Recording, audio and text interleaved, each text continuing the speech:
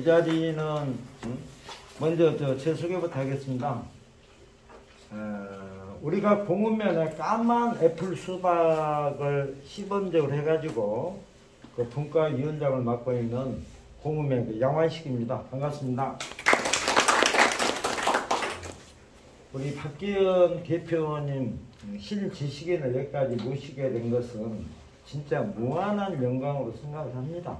유튜브를 보신 분들은 야 언제 한번 만나고 싶다, 한번 교육을 받아보고 싶다라는 생각들을 많이 가지셨을 거예요.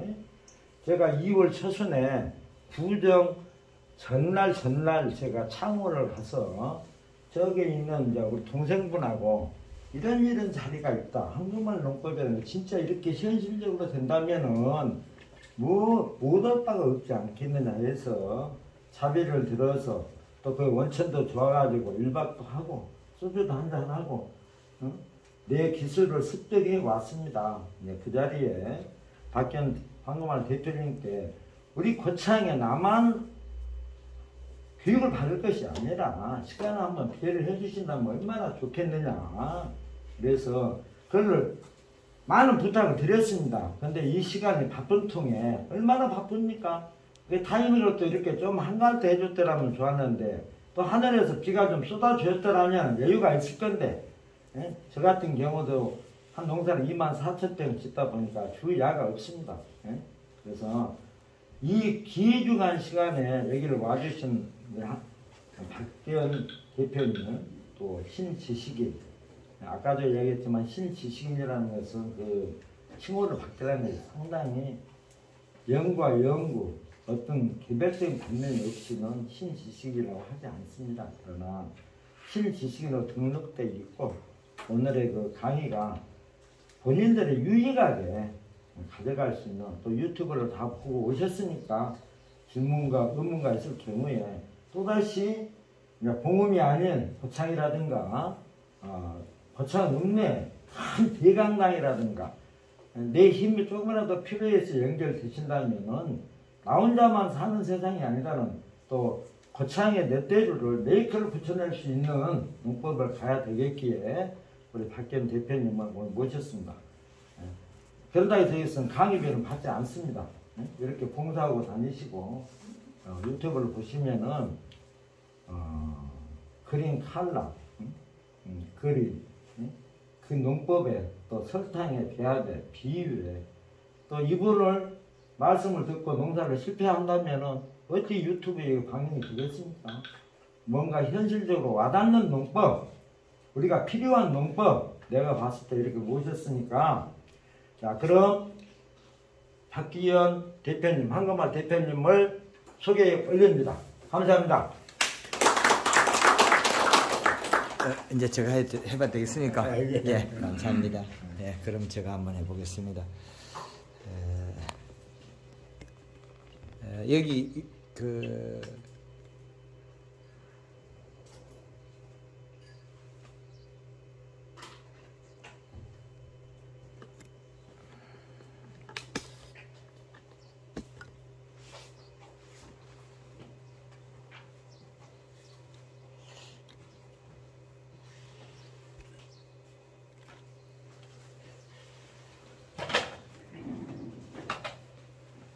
네, 반갑습니다. 방금 소개받은 황금알 농법 대표 박기현입니다. 반갑습니다.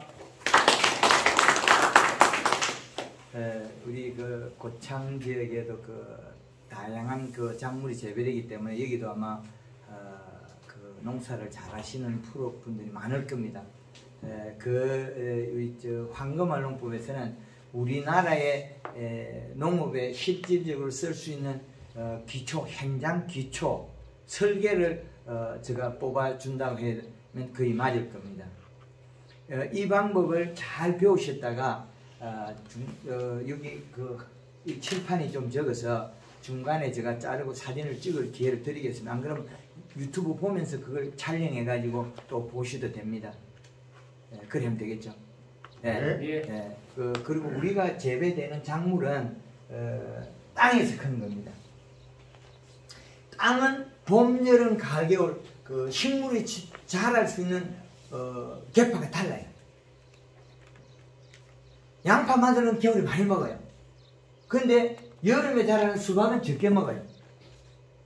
근데 가을에 조금 더 먹으면 복분데 겨울에 얼어 죽어요. 요놈은 단풍이 잘 들어요. 요놈은 이 흰값이 낮아서 흰가루하고 죽어요. 비료에 민감한 것들이 수박이 제일 민감합니다. 잎이 크잖아요. 여름 배추가 좀 민감해요.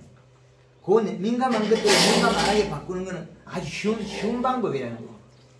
민감성은 어디에서 발생했냐면 발생한 주가 비료를 먹고 자라는 잎의 생장점.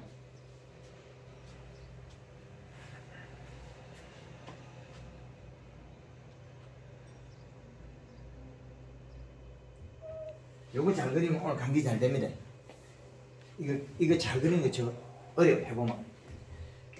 우리가 이 작물을 계절 속에 집어넣지 않으면 안 돼. 이 계절 속에 집어넣는단 말은 요렇게 4등분을 딱 내면 사계절을 딱 만들 수 있어요. 이렇게. 그러면 이 계절이 맞느냐 맞질 않아요. 우리는 그냥 요놈 12월달 겨울, 6월달 여름, 3월달 봄, 가을 이렇게 나누지는데 그 정확하게 계절의 축을 잡으면 이게 조금 달라져요. 축을 한번 같이 의논해서 잡아볼 수 있겠습니다.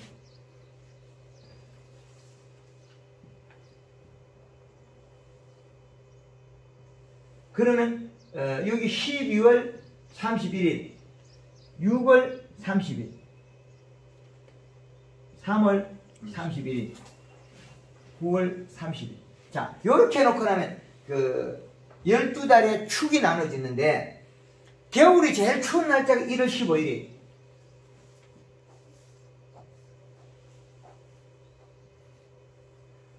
여름에 제일 축이 7월 15일에 잡아놨어요.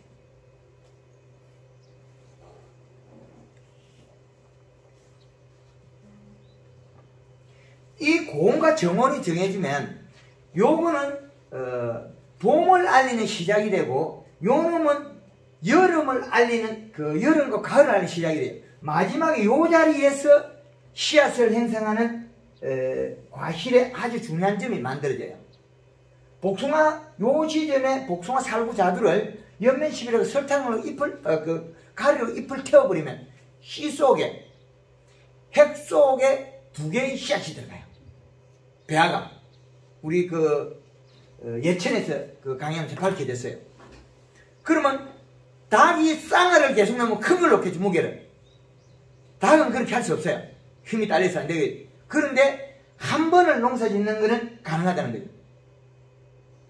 그러면 요 축을 나누면 제일 정확합니다.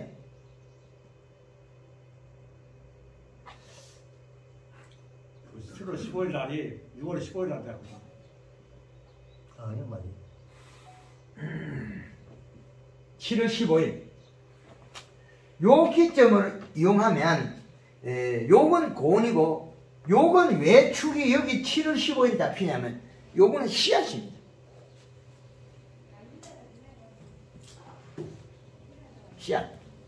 씨앗의 중심이고, 요거는 바라의 중심이죠. 잠을 깨는 중심. 요거는, 바라. 그러면 바라가 여기 있으면, 이게 제일 추우니까 제일 잘 죽는 위치가 여기. 그러면, 요거는 거꾸로 얘기하면 제일 고온이니까 제일 더위 잘 많이 타는 제일 요쪽이라는 거예요. 이걸 축을 나눠 놓고 나면, 비료를 어떻게 줘야 되느냐. 마늘 양파에서 보면 겨울에는 2.4의 이시 비료량이 괜찮습니다. 이 측정기를 꽂으면 땅에 꽂으면 5초 안에 답이 나와요. 요 끝에 센서. 요 자그마한 봉에서 0몇 가지 수치를 잡아냅니다. 저 손을 한번 측정해 보겠습니다. 손을 잡고 있을 때 측정이 됩니다. 토양의 기준값을 설정하면 여기에서 보면 수분이 이제 99.9가 나오고 이시가 0.9가 나오거든요. 온도가 26도 4분 나옵니다. 그럼 이 기계가 온도겠죠. 저 차에 싣고 다니니까. 그러면 여기에서 두 번째 나오는 거 전기 전도도는 우리가 비료를 줬을 때 측정이 되는 기준치입니다. 그런데 일부는 측정이 안 되는 경우도 있어요. 우리 유기물 같은 경우. 그런데 요 측정치를 맞추는 게 제일 합리적이더라. 비료량, 이식값, 전기전도. 우리 기술센터에서 토양 분석하면 질소의 부분이 거의 안 나옵니다. 가리, 고토, 뭐 칼슘, 뭐 인산, 뭐 이런 거 여러 가지 나오죠. 그 마지막에 조그맣게 그 옆에 보면 전기전도도가 나와요. 근데 그 기계하고 미국식, 요거는 유럽식 달라요. 요즘 양액 재배하는 기계 있죠. 그거는 요거하고 같아요. 우리 기술센터는 수치가 높아 안 맞아요. 그럼 우리는 어떤 걸 잡고 우리 농사의 기준을 잡아야 되겠냐는 거죠.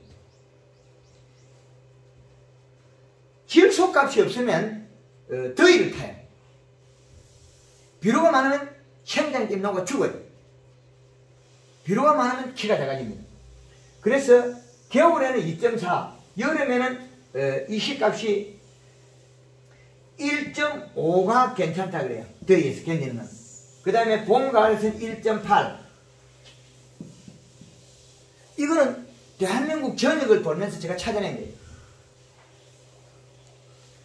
제주도에도 가보고 강원도 배추에도 가보고 모든 걸 다 돌면서 찾아가 여기다 딱 집어 표를 만들어요. 개발. 그러면 가을에 심는 양파는 마늘을 비료 많이 줘야 돼요. 근데 그놈이 속효성을 주면 겨울에 비료가 양이 줄어들겠죠. 그럼 완효성을 가을에 하면 괜찮아요. 양파 심을 때 비료는 얼마를 넣어야 될까? 100평에 6배여도 괜찮습니다. 완효성을 한해서 논에서는 단 한 번에 올해가 한 포로 하는 완효성 비료가 있습니다. 그거는 물에 연하면 더 잘 안 녹아요. 몇 개월 가요. 그런 비료를 쓸 수 있다는 거죠. 그리고 봄에서는 비료가 줄어들어야 되잖아요. 봄에 감자를 심으면 비료가 줄어들어야 돼요. 근데 감자는 빨리 먹는데 봄에 심는 우리 고추는 비료를 적게 먹어요. 처음에 잎이 컸을 때 많이 먹어요. 그래서 봄에 심는 고추는 비료가 낮게 가서 뒤에 가서 늘어나야 돼요. 근데 뒤에 가서 늘어나면 안 돼요. 온도가 올라가 버리거든요.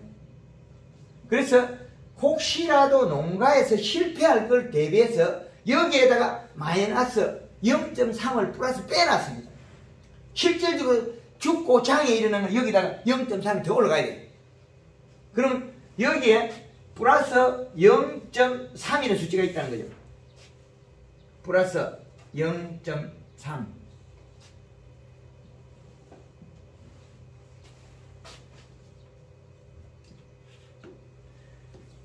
요거를 합해서 기술을 여기다가 그래프를 집어넣으면 딱 맞아 떨어지게 돼 있어요.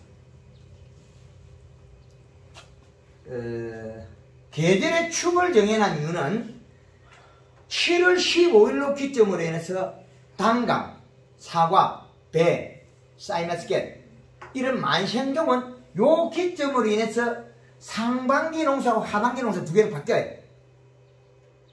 꽃눈이 제일 많이 바뀌는 요 지점입니다. 이 지점에서 강하게 장애를 주면 꽃눈이 배가 된다는 위치가 나와 있어요. 고온장애가 일어나고 장애가 일어나는데 장애를 일어나는 걸 잡아주는 건 질소예요. 온도를 뜨거운 걸 식히는 건 질소밖에 없습니다. 가리는 온도를 끌어올리고 가리는 과일 색깔이 노랗게 만들고 우리는 과일 색일 수박을 빨간 걸 만들려면 가리를 줘야 된다 그러죠.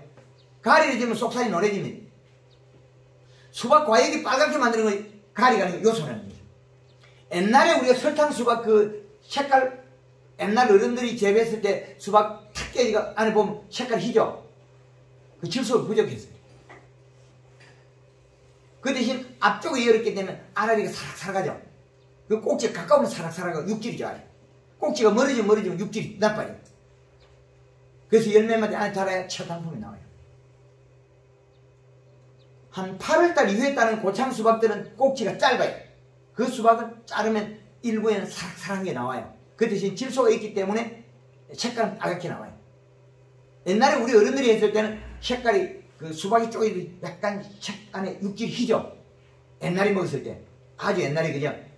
한 30년 전에 수박 먹었을 때 그 수박은 색깔이 안에 속살이 희죠. 약간 그 사락사락하고 그거는 질소가 부족해서 색깔이 희게 나와요. 노란색은 가리, 빨간색은 요소, 질소. 그리고 더위를 식히는 건 요소. 차가운 걸 따뜻한 게 가리. 차가운 것, 더운 것 두 가지를 동시에 이기는 것은 설탕. 이게 아주 중요합니다. 그 중간 부위로 이제 지워보겠습니다. 중간 부위로 지우고 왜 이게 그래프가 이렇게 되는지, 비로가 축이 이렇게 만들어지는지 한번 보여드릴게요.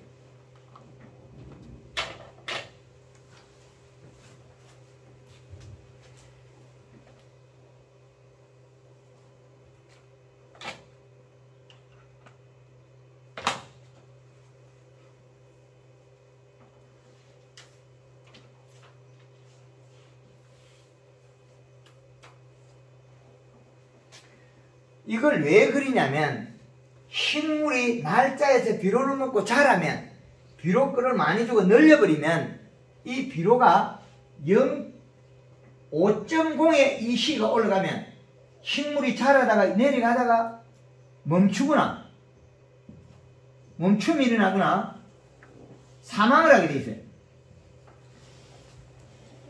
그리고 비료량이 늘어나는 거예요. 이건 비료. 그 다음에 식물이 성장을 해요. 이건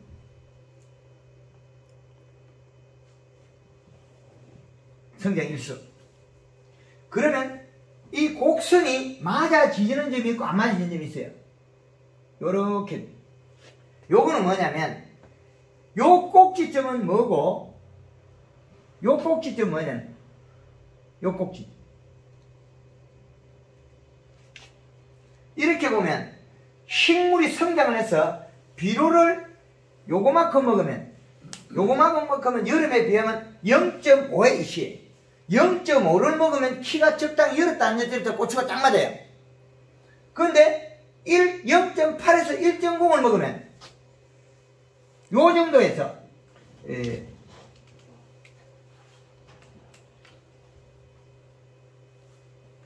요 놈은 0.5를 먹으면 키가 잘 못 자라요. 적게 먹었어. 그런데 0.8에서 1.0을 먹으면 웃자라요. 비료가 적으면 키가 크고 비료가 많으면 적정량이면 키가 안 자라요. 많으면 짜버리지가 더 못 큽니다. 지금 올해 고추가 못 크고 있는 게 비료가 많아서 짜버리지가 못 큰 겁니다. 원인은 비가 안 와서 그래요. 고추 심어가 쪼들쪼들하게 안 크는 거 보이죠? 지나다니면 그거는 맹물을 뿌리가 키울 수밖에 없어요. 잎에 물을 뿌렸어요. 그럼 요건 뭐냐? 1.5는 여기 있죠. 더울 때 1.5일 때는 키가 많고 고치가 마디가 짧게 계속 열어요. 그런데 0.3은 어디 있냐면 요 뒤에 있어요. 플러스 0.3. 요걸 지나고 나면 나빠져요. 우리가 여름 배추를 심었는데 1.8이 넘어가고 나면 잎이 타요. 꿀통이 돼요. 그런데 0.5가 되면 어떻게 되는 거예요? 비가 오면 배추가 안에 쏙이 녹아버려요.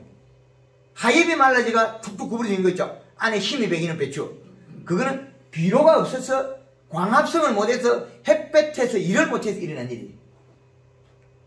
그래서 요 표를 이용하면 여름에 기준을 잡아서 했기 때문에 가을 되면 요 표가 약간 바뀌어요. 그럼 겨울 되면 또 바뀌겠죠. 요 표를 바꿔서 계절별로 쓰면 된다는 거죠. 요 그래프와 요 사계절의 비료값을 표준값으로 농사 짓는데 적용하면 다 풀려요. 이 공식을 제가 개발해 그랬거든요. 제주도의 밀감이 잘못되는 거, 김천의 사이마스케치 잘못되는 요 비료값 때문이겠죠. 온도와 비료값. 그걸 다 찾아내가 여기다가 다 집어넣었거든요. 그래서 우리나라에 재배되는 전 사계절에, 그러면 이 폭이 얼마나 크냐면 마이너스 30도 플러스 30도예요. 그럼 한국의 이 기술은 전 세계 어디가 써먹을 수 있어요? 네덜란드 기술을 가져오면 요 아래 것만 가져오기 때문에 써먹을 수 없어요. 반쪽 기술이. 네덜란드에 가서 열심히 배워보면 안 맞아요. 왜? 요 기술이 없기 때문에 그래요. 위에 게 없어서 그래요. 우리나라에서는 하우스 작물 재배는 겨울이 비싼데 네덜란드 것을 가져오면 비료를 적게 주게 돼 있어요. 저온이고 일조량이 작으면 비료값을 늘려야 돼요. 하우스를 많이 덮어보면 잎두께 더 필요하기 때문에 비료 많이 먹고, 뜨거워지고 햇빛을 많이 보면 온도가 올라가기 때문에 비료를 적게 줘야 돼. 이 두 가지가 달라요. 그래서 이 표를 개발해서 우리나라의 전 종에 재배되는 작물을 누구나 쉽게 사용할 수 있도록 이렇게 표를 만들어야 돼요. 상당히 좋죠. 이 기준값은 꼭 필요합니다. 그래서 우리가 지금 현재 고추를 재배하는데 이 고추는 어디에 가야 되냐? 지금 현재 이 시값이 어디에 가냐? 여름이니까 거의 여름에 가까우면 1.5에 가까워요. 고추는 봄에 시작할 때 1.8을 시작해서, 봄에는 1.8을 시작해서 여름에는 1.5, 가을에는 1.8 이렇게 익히를 맞춥니다. 이렇게 하면 고추농사 저질 때, 그럼 수박농사는 또 어디 가냐? 요 놈을 갖다가 대입을 하면 돼. 그냥 수박은 다른 것보다 좀 작물이 고운 작물이고 고온에 잘 견뎌. 그래서 이 시값을 수박은 2점대를 잡아줘도 괜찮아요. 그러니까 지금 현재 얼마를 잡아야 되냐? 지금 현재 1.5는 조금 약해요. 이놈 워낙 더운데 잘 사는 놈이 돼가지고 비료값이 낮으면 잎 두께가 얇아서 더위를 못 이겨요. 요소가 아닌 질소가 있어야 돼요. 가리가 아닌. 가리가 있으면 더위 더 많이 타요. 그러면 수박은 어떻게 되느냐? 수박은 이 시값이 우리가 봄이라면 2.0에서 요거보다 더 많아도 2.0에서 2.4까지도 견뎌요. 온도가 낮을 때. 그리고 지금에는 여름에는 1.5에서 2.0까지. 그러면 요 기준을 사용하면 수박이 잘 돼요. 그럼 복분자는 어떻게 되냐? 복분자는 여기서 여기까지 자라죠. 그러면 얘는 그냥 봄에 약 2.0에서 그냥 1.5로 재배하면 돼. 복분자는 봄에 2.0에서 여름에 1.5를 재배합니다. 그럼 요 기준값만 만들어 놓으면 요런 거 재배하는 데는 큰 문제 없어요. 이제 기준이 나오죠. 요 기준을 적용하면 된다, 우리는. 그래서 우리가 재배되는 작물은 요 안에 있습니다. 지금 요것들은 그렇는데 여기서 사과 재배를 한다면 사과는 여기 있거든요. 배, 사과, 사이너스켓. 그거는 만생종이에요. 만생종은 이 기준에 들어가야 돼요. 만생종. 그런데 요것들은 수박은 좀 많이 먹고, 그 다음에 우리가 복숭아를 재배하면 복숭아는 또 적게 먹어요. 복숭아는 봄에 0.5에서 1.3에서 1.5로 가면 되고 달라요. 그래서 비료 먹는 우리가 데이터를 많이 가지고 있어야 돼요. 비료 먹는 데이터. 그래서 이 기준을 우리는 접목시켜야만 생산량과 품질이 나온다는 거예요. 비료. 비료를 과연 내가 작물이 어떻게 먹을 거냐. 수박밭에 고사 지내본 분 계셔요? 이만큼 안 나옵니다.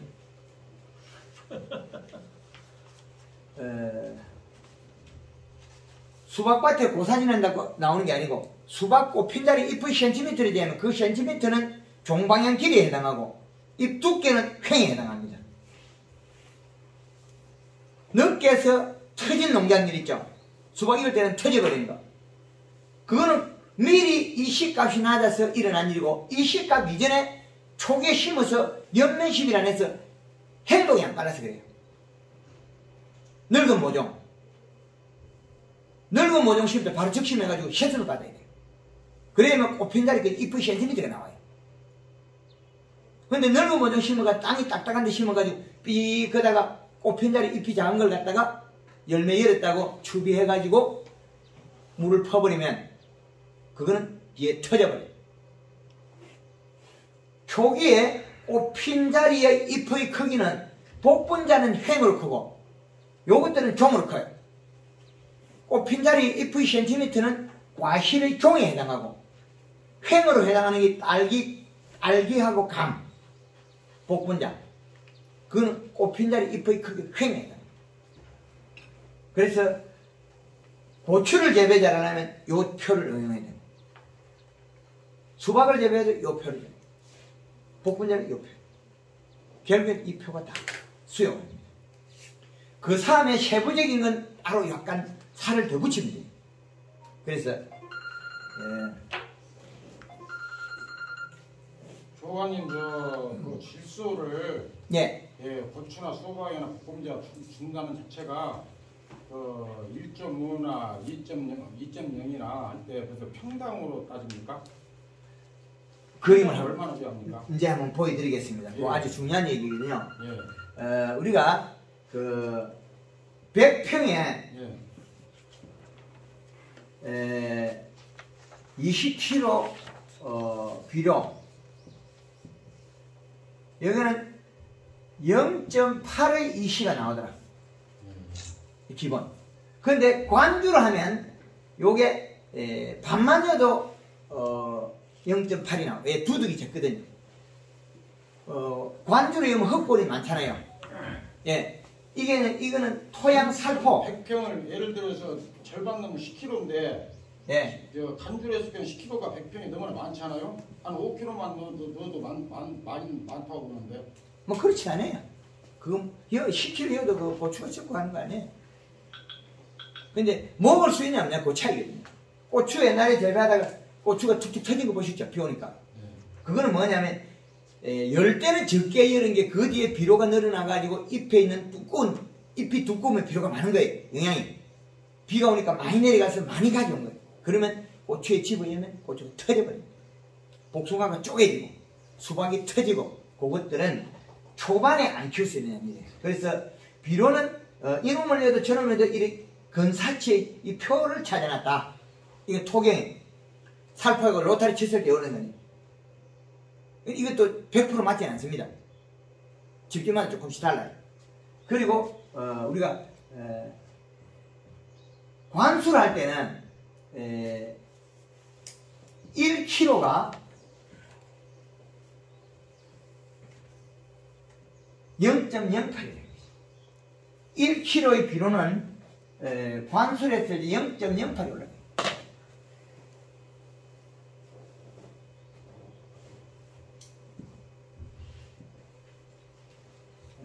요거는 0.08이 올라가는데 요소 같은 경우는 이시가 나오지 않아요. 암모니아트에서 질산태로 바뀌어 나오기 때문에 안 나와요. 그건 또 다른 문제죠. 그렇기 때문에 관수로 했을 때는 5kg 이상은 많이 하라, 잘 하라 소리 안 해요. 네.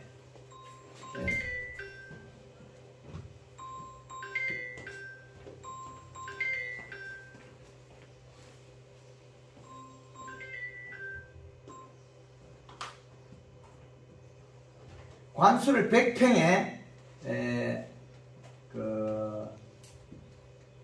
요소 3kg, 작물의 이제 크기 따라서 이제 가리 많이 넣고 적게 넣고 그 차이점이 있어요. 1.5kg, 오토 500g. 요렇게 하면 0.4에 25. 근데 요게 잘 안 올가요. 왜 안 올가냐면 요놈의 요소가 들어가서 빨리 작동을 안 한다. 암모니아트 질소가 질산태로 바뀌는 시간이 걸려요. 그래서 요 정도는 해도 되는데 어떤 작물이냐에 따라서 이 방법을 쓰는 건 고추나 수박이나 큰 장이 없어요. 사이마스케치 장이 다르나요. 그놈이 워낙 빨리 영양 전달하기 때문에 그래요. 금방 올라가고 비료가 많아가지고 잎이 쭈그러져 버려요. 사이마스케치.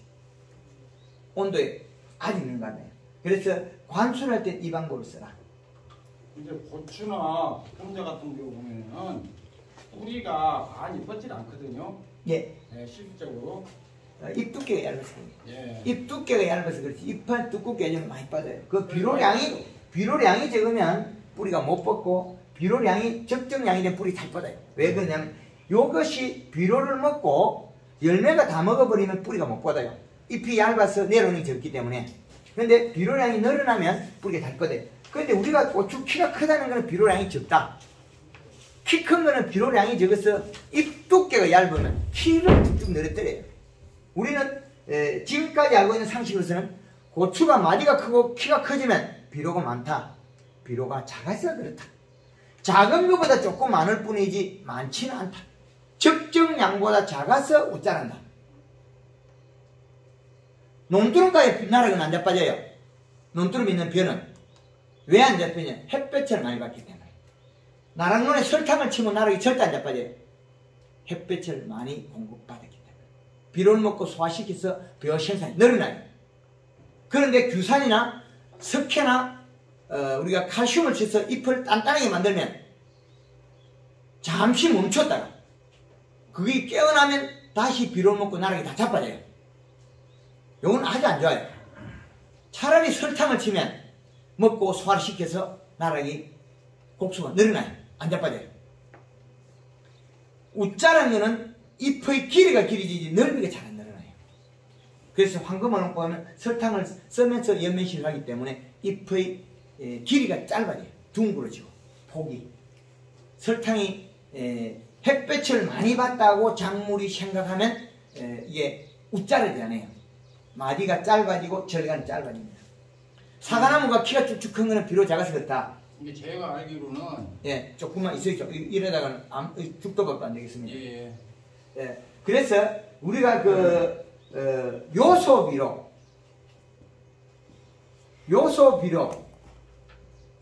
질소죠. 요놈의 질소를 썼을 때는 고온에서 요놈이 저온으로 내려가요. 고온에서 저온으로. 그러면 고온에서 저온, 잎이 두꺼워지면서 더위를 이겨내요. 그러면 과실색은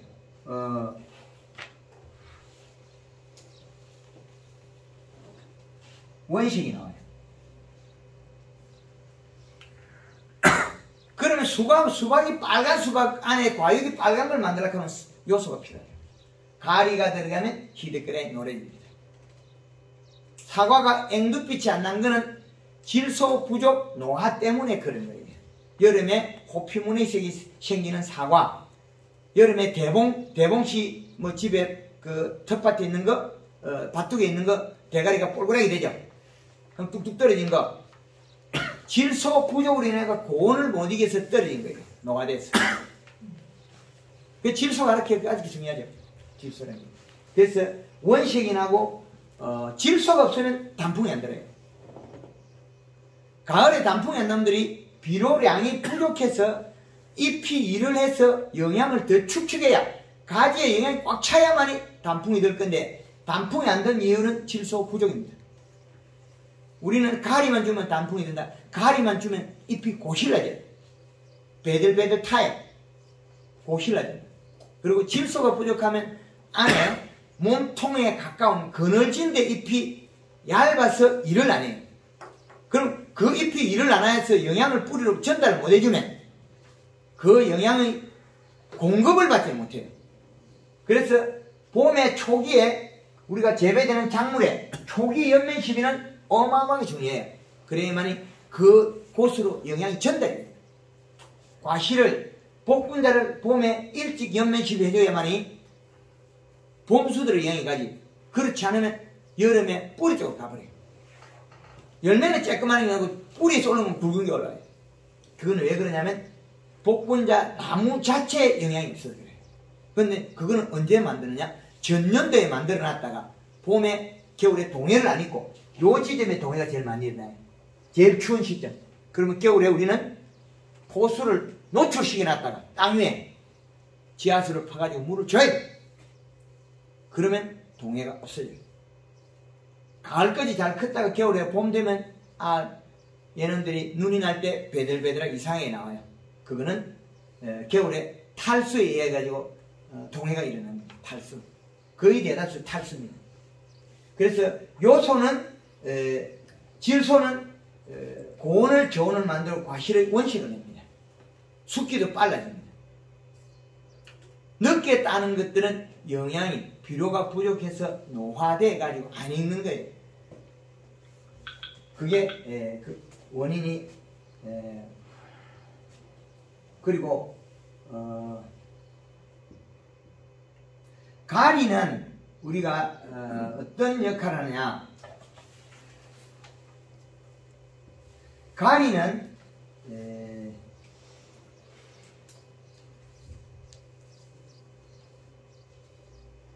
저온에서 고온을 만들어요. 저온에서 고온을 만들어버리면 이게 그 저온에서 고온이 되고 행식 기능, 전달 방식이 빨라서 영양 이동이 빨라서 아주 좋은 겁니다. 절대적인 건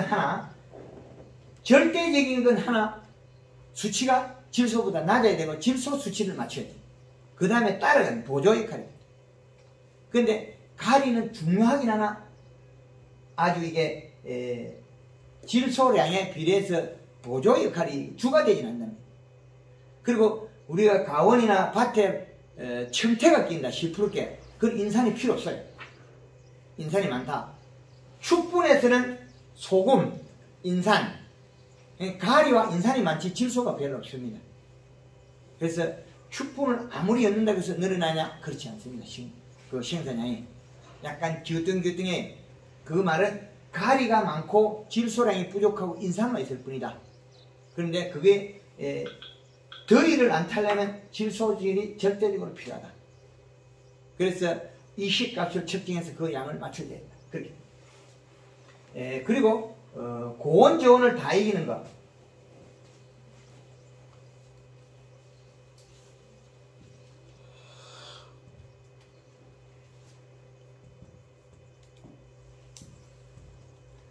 설탕은 고온 저온을 다 이깁니다. 아주 좋은 놈입니다. 설탕은 고온 저온을 두 개를 동시에 이겨요. 겨울에는 양파나 마늘밭에 쳐놓으면 양파 마늘 잘 안 죽어요. 잎이 잘 안 죽습니다. 그런데 여름에 배추밭에 쳐놔도 배추가 아무리 비가 와도 안 죽어요. 모내기 할 때 골드 칼라 1.5리터에 설탕 3kg 이어가지고 물조로 주워가지고 모내기 하면 모가 물에 빠져도 안 죽어요. 설탕이 상당히 중요한 역할입니다. 가격도 그래 뭐 비료값 정도밖에 안 하잖아요. 그래서 좀 요번에 조금 올라서 그렇지 그래도 비료값도 싸요. 그래서 우리 황금어농부 회원 농가들이 설탕을 많이 씁니다. 좋은 겁니다. 이건 들어가자마자 바로 직근질 착각하고 바로 싸요. 그런데 다른 비료들은 뿌리가 소화를 시키고 한 동네가 더 거쳐야 돼요. 그러면 사탕수수가 몸에서 꽉 잡아 놓은 거기 때문에 이거는 탄수화물은 식물이 먹으면 바로 에너지를 활용하는 것 같더라. 그런데 일부 뭐 학자들은 아니라 그러는데 실질적으로 쓰면 상당히 좋습니다. 그래서 너무 많이 쓰는 건 좋지 않다. 그 너무 많이 쓴다는 말은 그 잎이 우리 그 깔때기처럼 되어 있는 거, 깔때기, 옥수수, 조, 수수, 마늘 이런 것들이 요리 그리고 우리 울검, 요런 생강, 요런 정도 요 잎이 요래 모여 있죠. 그럼 요 안에다가 우리가 연면시비를 했을 때 설탕이 차거나 연면시비 비료가 차면 그게 생장점으로 장애 주게 돼요. 농도에 따라서. 그래서 설탕을 봄날에 마늘에 많이 쓰면 키가 작아지고 쫑이 안 올라와요. 그것도 역시 마찬가지로 안에 생장점에 장애를 준다는 거거든요. 도움이 되기도 하나 나쁘기도 합니다.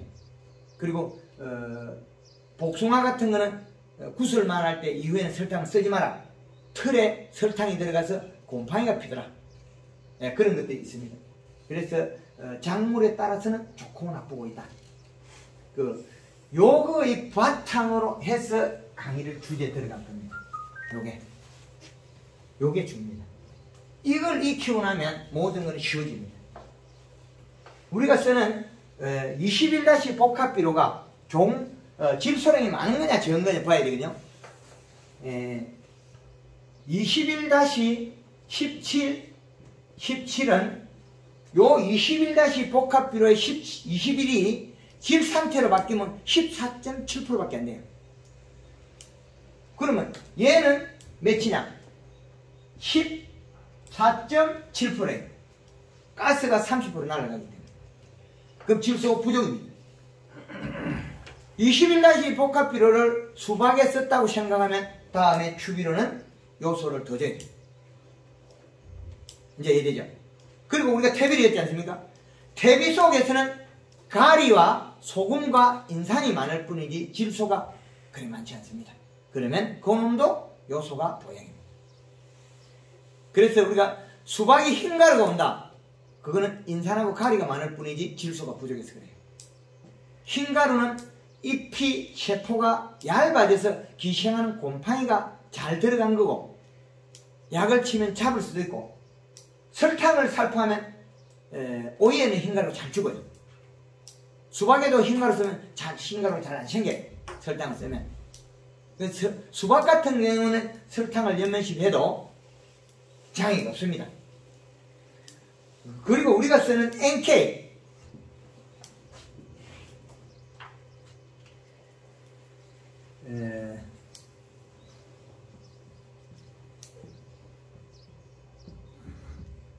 18-18은 또 어떤 비료냐? 요거는 12.6%밖에 안 돼요. 30% 빼버리면 요 자체가 12.6%밖에 안 됩니다. 그러면 질소가 12.6%의 비료를 쓰고 있다는 거예요. 그래서 우리가 쓰는 NK가 질소량이 적습니다. 12.6%. 그래서 이런 데이터를, 비료에 대한 데이터를 많이 알아야 우리는 작물 농사를 잘 지을 수 있다. 재배를. 과거하고는 다릅니다. 과거에는 우리가 그냥 대충대충 했다지만 이제는 과학적으로 해야 된다.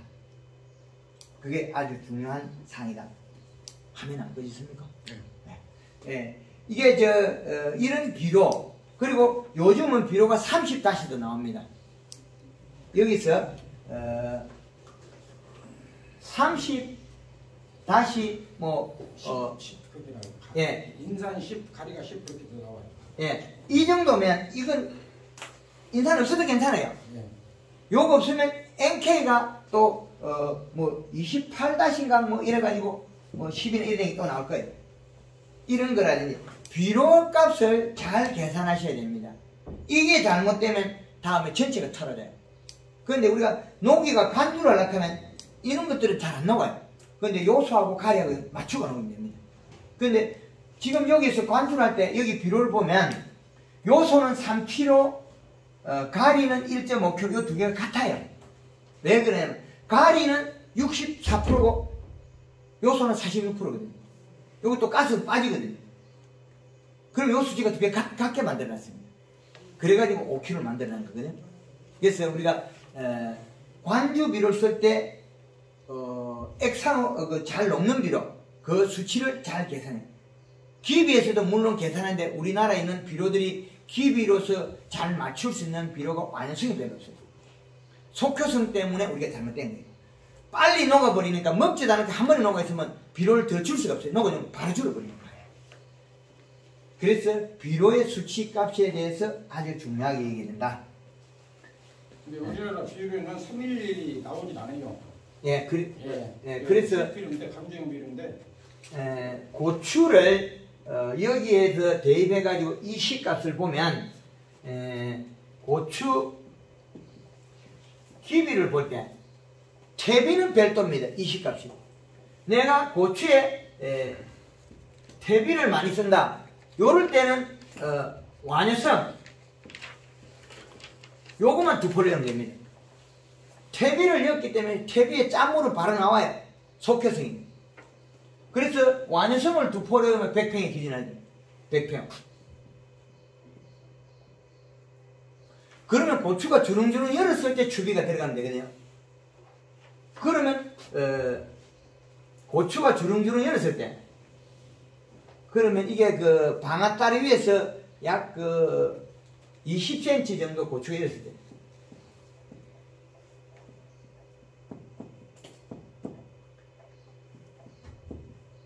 이때 추비는 요때 어떻게 하느냐 21- 한 포 그 다음에 완효성 2포 됩니다. 100평에. 100평에 이 기준으로 주비를 줘도 괜찮습니다. 이렇게 줘도 고추가 괜찮고, 그 다음에는 월별로 한 포씩 주면 됩니다.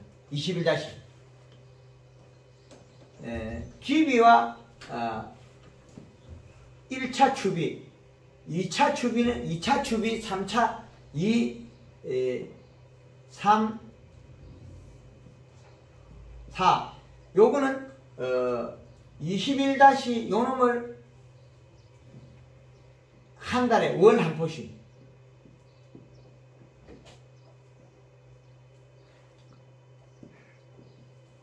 그러면 우리가 고추의 비료를 100평에 농사짓는데 얼마나 쓸 수 있냐?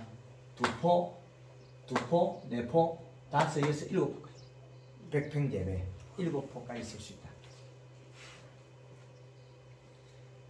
감자는 한 6포 써라 그랬고, 마늘은 한 10포 써라 그랬어요. 그 기준을 제일 잘 맞춘 게 제일 생산량이 많더라. 그렇게. 그래서 이 비료의 기준을 잘못 맞출 때 생산이 어렵더라는 거예요. 그래서 올해 고추가 못 자라는 게 어디에서 문제되냐면 속효성 비료에서 비가 안 오고 퇴비에서 빨리 비료가 됐다는 거죠. 고추 먹고 없어지지 먹지도 못하고, 그 비가 오면 이 비료가 약간 내려가 주는데 비가 안 오니까 위로 올라와요. 염전에 소금 마르는 것처럼 말라요. 올라와요. 땅에 건조하면 밑에 있는 것도 올라옵니다. 비료가 전에 갔던 것도 기어 올라와요. 그런데 마사나 사질 땅들은 내려가면 잘 안 올라오는데 우리 고창에 약간 항토는 올라올 거예요. 밑에 같은 것도 올라옵니다. 날이 마르면 밑에서 올라온다. 간이 피고 올라옵니다. 비닐 밑에 뽀얗게 되죠. 그거는 비료가 땅 밑에 있는 게 올라옵니다. 그래서 그걸 잘 지켜야 된다. 그렇게 보시면 됩니다. 그래서 요건 요 기준이고, 얘네들이 입토로 먹을 때 힘 요렇게 하고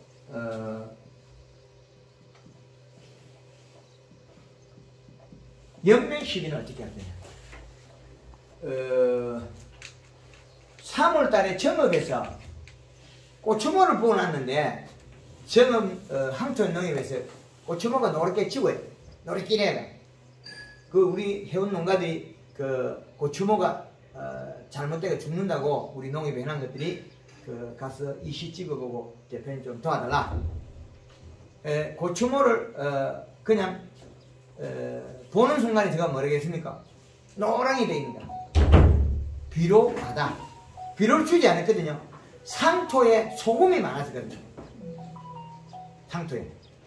상토에 소금기가 많아서 그렇기 때문에 놀이 탱탱하다는 거죠.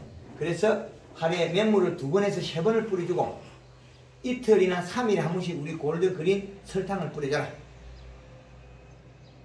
한 7, 8일 되니까 노랗게 새파랗게 살아나요. 그게 살리네요. 살리는 거 어렵지 않아요.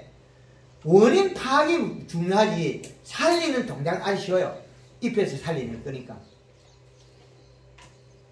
그래서 연면 시비는 잎을 살을 찌워서 이동시켜서 뿌리 발달시키는 거예요.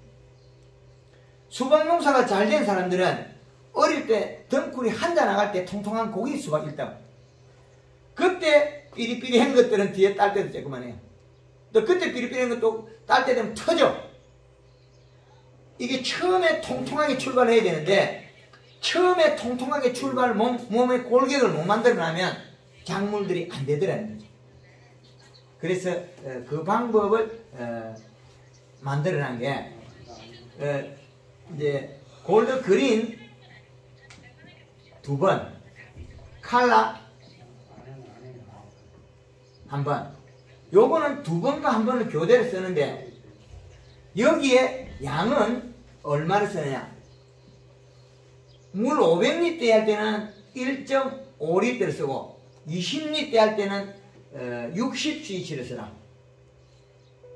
500리터와 그리고 설탕은 얼마나 하느냐? 설탕은 기본이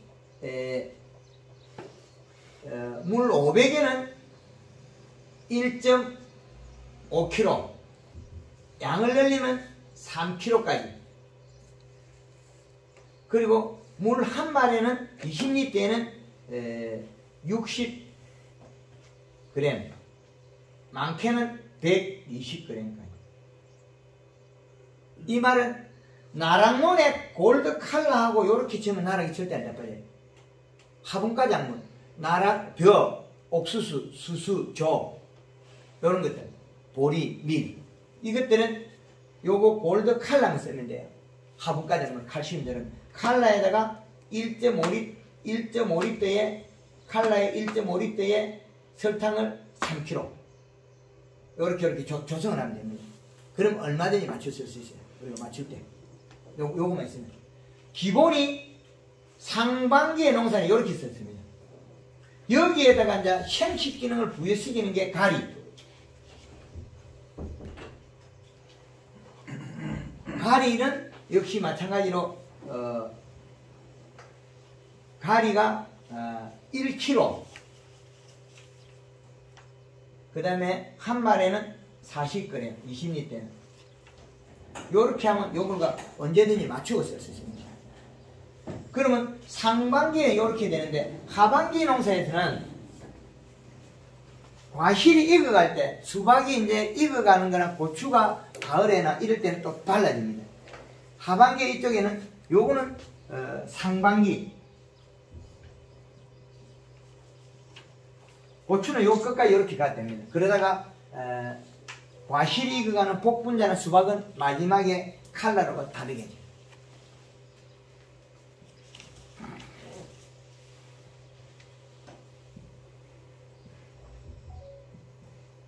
그러면 이때는 하반기에는 어떻게 하냐면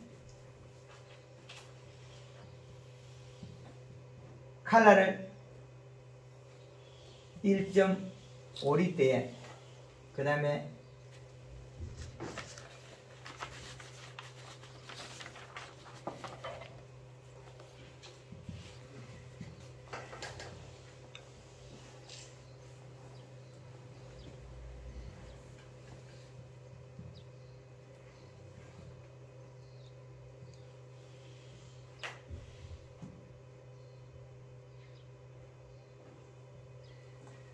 이 설탕의 문제가 하반기에는 설탕을 안 써야 될 것들이 있어요. 뭐냐면 사과라든지 단감이라든지 열매가 크고 나면 맺히기 때문에 설탕을 쓰지 말아요. 그럼 쓰고 싶을 때는 설탕을 아예 줄여 써라. 1.5에서 3kg까지 쓸 수 있는데 양을 줄여야 돼요. 작물마다 이건 조금 편차가 다릅니다. 그래서 요 큰 틀로 해가지고 맞춰놓고 하반기 농사냐 이거는 요거 하반기에 요 방법은 어디에 쓰냐면 수박 익히는 데 쓰는 거 있죠. 수박 익힐 때 맛낼 때 그리고 복분자 마지막에 맛낼 때 감자 마지막에 양파 마지막에 그 추려 올라오나 방법이 요 작물마다 여기 달라요. 어떻게 쓸 거냐 연속으로 착과되는 것들은 여기 계속 이렇게 가면 됩니다. 고추 이 방법 쓰다가 마지막에 끝고추 익히는 방법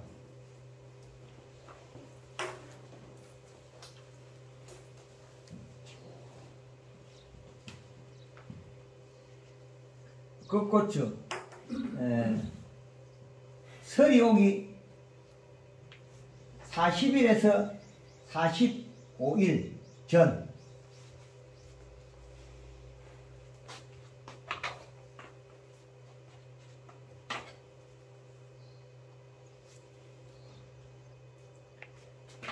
요때 칼라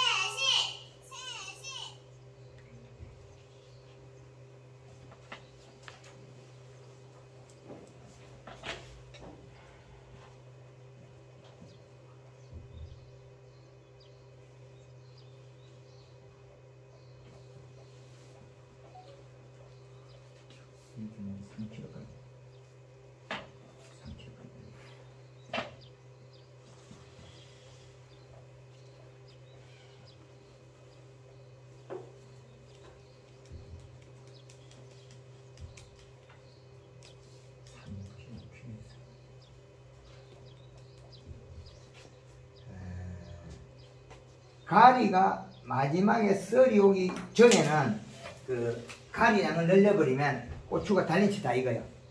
그러면 20리터에는 500리터에는 이렇고 20리터에는 60에서 80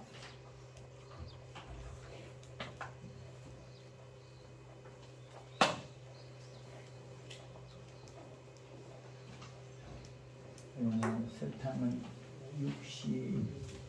60에서 120 가리는 200에서 400까지 요 방법을 쓰면 고추를 마지막에 썰이 오기 전에 요 방법을 써 가리 양을 쭉 늘려버리면 다 익어버립니다. 달아놓고 싹 다 익을 수 있어요. 우리가 끝고추가 달려가지고 못 따는 것들이 보통 보면 한 평당 한 2kg, 2건 이상 됩니다. 2~3건 됩니다.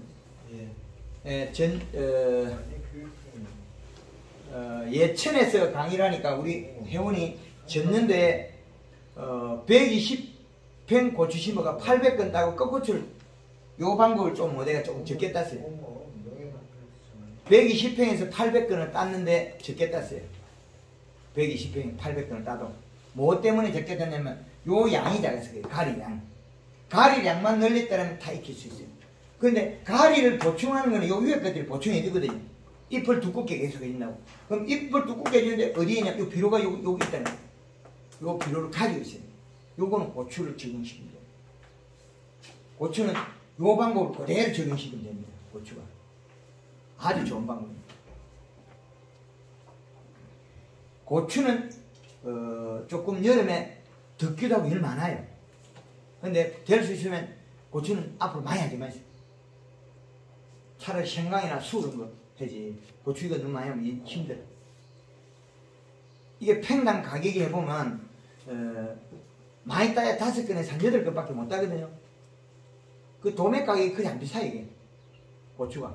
올해는 좀 비싼 회원인데 방제 작업만 잘하면 올해는 괜찮을 거예요. 고추에 대해서 질문 받고 요거는 사진을 찍고 잠깐 쉬었다가 하는 방향을 하겠습니다. 이제 질문 받아드리도록 하겠습니다. 예. 저 작물의 설탕 양을 예. 그 만일에 저 이제 25마리에 예. 몇 킬로까지가 가능합니까? 25마리에 이제 여름에 곧 여름이 오지 않습니까? 예, 500에. 여름 배추에 아니 고추에. 여름 고추에는 요 양을 하면 됩니다. 그 추위가 온도가 더 내려갔을 때 늘리는 거지 아직까지는 그래 늘릴 필요는 없습니다. 그러면 25마리에 3kg 넣어도 괜찮습니까? 이게 괜찮아요. 3kg에도 괜찮아요. 이상이 없습니다. 사진 찍었는데 되게 아우 작물을 다 간지였습니까? 설탕에 복숭아에는 그 틀이 복숭아에는 틀이 오염이 됩니다. 그러면 수박에도 괜찮습니까? 대박. 수박이 이놈이 빨리 먹고 행동이 빠르기 때문에 설탕을 쓰면 그 잎이 그 세포가 완성되기 흰가루 잡아내요. 오이는 흰가루 잡을 때 흰가루 약보다 더 빨리 설탕이 잡아요. 잎 뒤에 치면 오이는 설탕 물 한 마리에 300g 넣고 치고 돌아서면 다 말라가 죽고 있어요. 그런데 일부는 좀 안 죽는 쪽에 그것도 흰가루 종류 조금 다른가 좀 차이는 있어요. 그런데 잘 죽어요. 고추에 있잖아요. 예. 칼라 2번, 그린 1번 한다고 했는데 딱 3번만 하는 거예요? 아니요. 연속적으로. 계속적으로요? 예, 연속적으로. 아, 계속적으로. 근데 이게 먹는 시간이 한 7일 정도는 걸려요. 소화시키는 기간이. 비가 오거나 물을 뿌리면 빨라져요. 그래서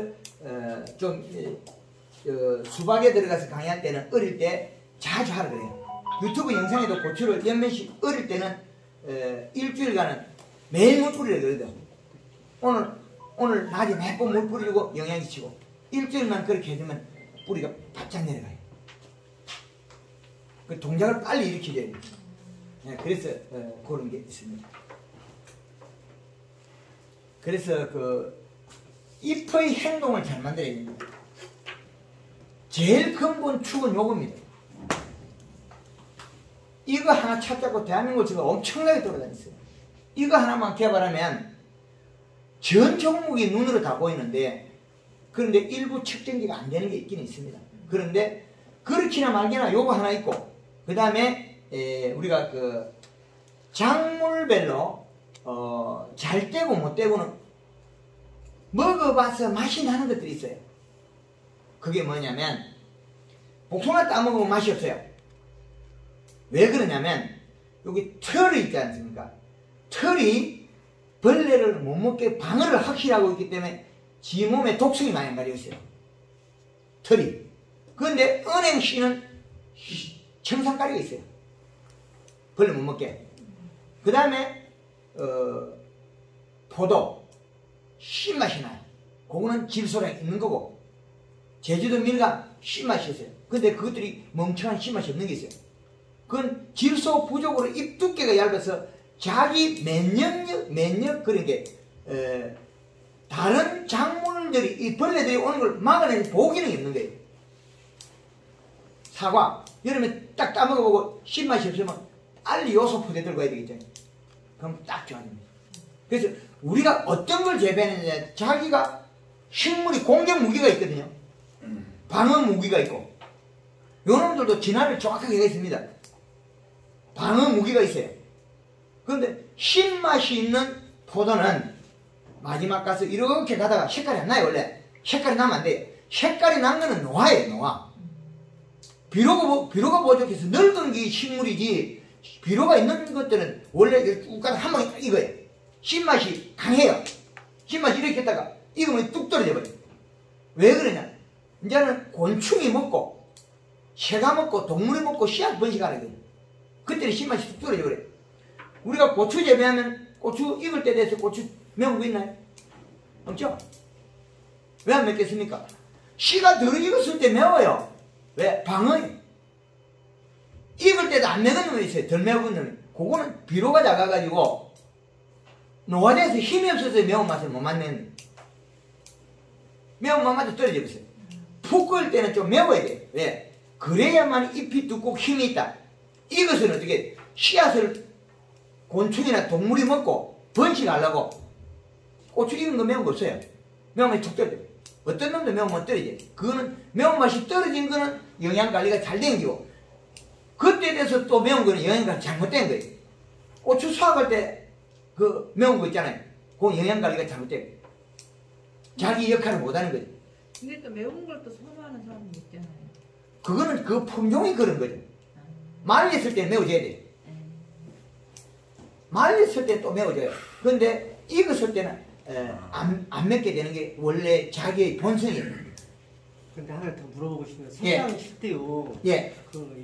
농약하고 같이 섞어서 쓰면 안 됩니까? 괜찮습니다. 괜찮아요? 여기서 제가 강의하는 건 다 괜찮습니다. 우리 골드 그린이나 골드 칼라 다 괜찮습니다.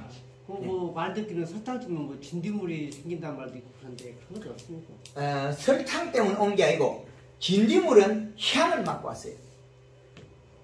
근데 그 향은 자기 본인의 향을 그 동물을 물리치려고 만들었거든요. 그 충이나 균은. 근데 그것들이 또 싫어하는 게 반대이겠죠. 식용유 유만코 기름 소독을 해버리면 다 도망가 버리죠. 근데 진딧물은 그것보다도 맛있는 게 있으면 거기에서 산란을 많이 해요. 산란을. 그래서 빨리 정식을 한 거예요. 예, 정식을 많이 한 거예요. 근데 오는 뒤가 계속 꼭 그 자리가 오더라고요. 그 진딧물은. 그거는 바람에 날려오기도 하고 위치에 따라 다릅니다. 그래서 이 고추 같은 경우에는 기름 소독, 물 한 마리에 식용유 100cc, 퐁퐁 100cc, 그걸 갖다가 아래에서 위로 탁 쳐버리면 탄저병, 흰가루병, 옥진화방, 담배나방, 모기 싹 다 달아나요. 그거를 그럼 얼마만큼 시간을 놓고 치는 거예요? 한 20일 정도 여유, 한 달에 한 번 정도 그렇게 치면 기름 냄새가 나면 나비들이 알깔 안 와요. 냄새를 맡고 나비가 요 작물이 싱싱하게 자라니까 내 알을 깠을 때 요 알들이 부화대가 뜯어먹을 수 있다. 그러면 기름 냄새가 나면 새도 안 하고. 새도 왜 안 하냐면 새도 쫙 먹으려고 하는 새들 있지 않습니까?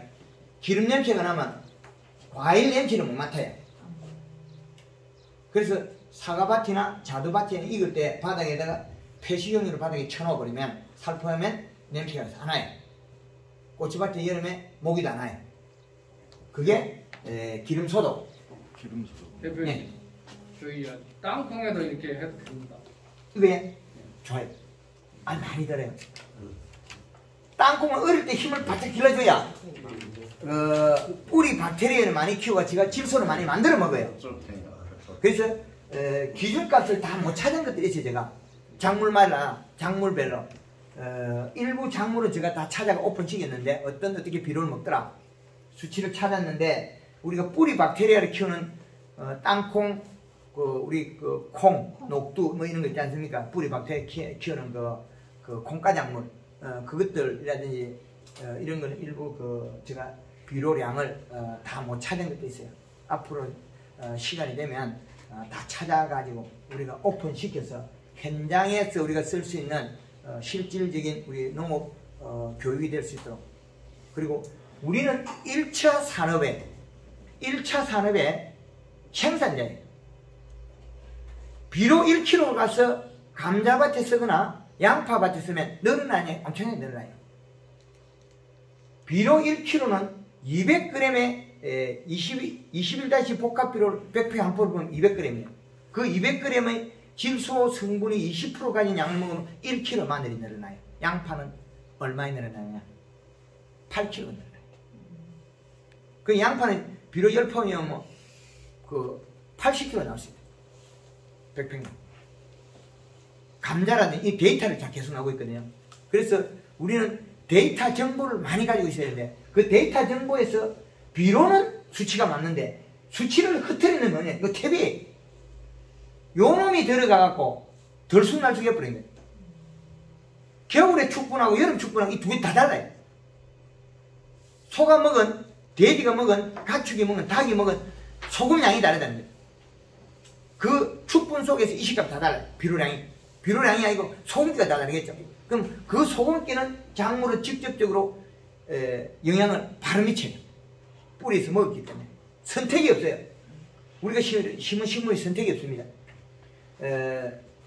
기름 소독은 우리 고흥의 신태수식을 개발했는데 잎 뒤에다가 쳐버려도 기공에 들어가도 괜찮을 만큼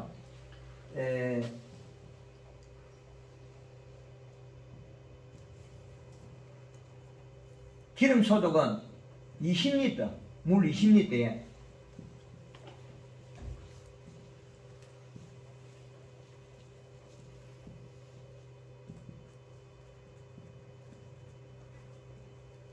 요 두 개에다가 이걸 혼합해도 됩니다.